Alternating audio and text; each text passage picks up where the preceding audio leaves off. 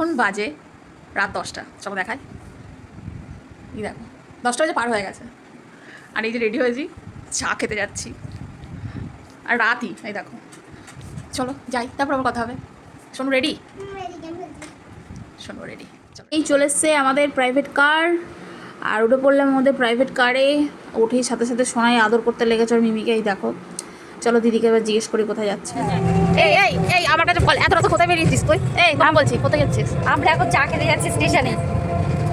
Hello ma'am, morning. Hello guys, আমরা এখন চা। রাত প্রায় 11:30 বাজে, বেশি হয়ে গেছে হয়তো। আর দেখো আন্টি আমাদের দেখে আগে হাই বলে দিয়েছে। এই দেখো, দেখেছো? তা আমাদের এরকম করুণ অবস্থা দেখছে যে আমরা হাতে নিমকিগুলো কী করে নেবো, তাই কৌটোটা ধরেই দিয়ে দিয়েছে আন্টি, বলো নিয়ে চলে যা।